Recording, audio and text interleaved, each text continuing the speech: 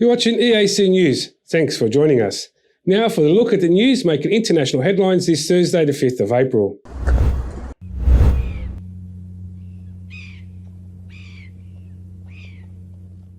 Drastic cuts to fossil fuel use, growing forests and eating less meat, these are just some of the actions needed in this decade to contain global warming to 1.5 degrees Celsius above pre-industrial temperatures, a major report by the UN Climate Science Agency said on Monday, April 4th. Despite climate change warnings issued by the Intergovernmental Panel on Climate Change since 1990, global emissions have continued to rise in the last decade, reaching their highest point in history. The result, global emissions are on track to blow past the 1.5 degrees Celsius warning limit envisioned in the 2015 Paris Agreement and reach some 3.2 degrees Celsius by the century's end. This report of the Intergovernmental Panel on Climate Change is a litany of broken climate promises.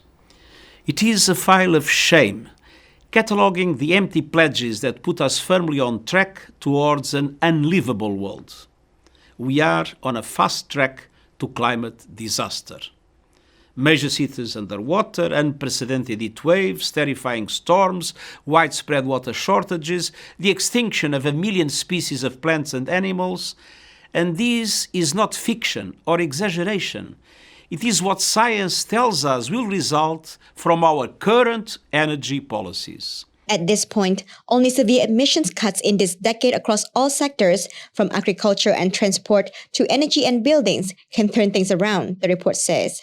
Even then, governments will also need to bolster efforts to plant more trees and develop technologies that could remove some of the carbon dioxide already in the atmosphere after more than a century of industrial activity. We left COP26 in Glasgow with a naive optimism based on new promises and commitments, said Guterres, added that current climate pledges would still mean a 14% increase in emissions, and most major emitters are not taking the steps needed to fulfill even these inadequate promises. He said that the high-emitting governments and corporations are adding fuel to the flames based on their vested interests and historic investments in fossil fuels. They broke their promises. Unless there are immediate and deep emission reductions across all sectors, limiting warming to 1.5 degrees will be beyond reach, IPCC report co-chair Jim Skier told a news conference, marking the launch of the last report in a 3-part series by the IPCC, with the next review cycle not expected for at least another 5 years.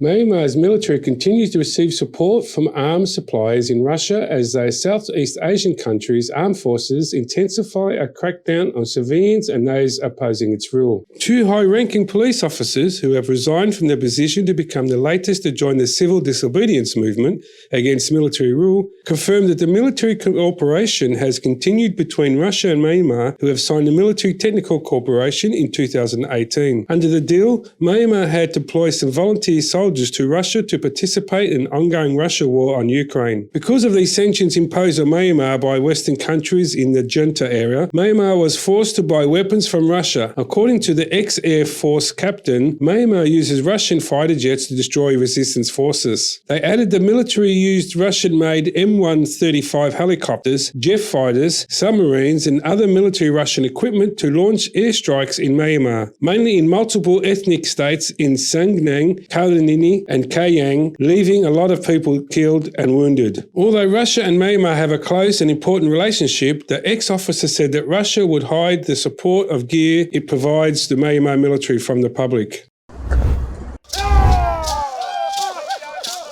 Hundreds of indigenous people began gathering in the Brazilian capital on Monday, April 4, for a 10-day protest camp to defend their land's right and oppose a government bill in Congress that would allow mining and oil exploration on their reservations. Organizers are hoping to gather 7,000 people from 200 of Brazil's 305 tribes to press Congress not to pass legislation proposed by far-right President Jair Bolsonaro that would open their protected lands to commercial mining and agriculture. Warriors in feather headdresses with their body painted with black and red dyes of Amazon fruit seeds, dance chanting ritual song as they put up tents on the grassy esplanade next to government ministry in central Brasilia. Sonia Wajajara, head of the country's main indigenous umbrella organization, the Articulation of Indigenous People APIB, which represents most of Brazil's 900,000 indigenous people, said they wouldn't back down. President Jair Bolsonaro has said indigenous people have too much land, holding up the development of the country, and vowed not to recognize an inch more of reservation lands. Environmentalists say the reservation saved the rainforest from destruction, while Jajara said 13% of Brazil territory is protected indigenous reservation land, with 98%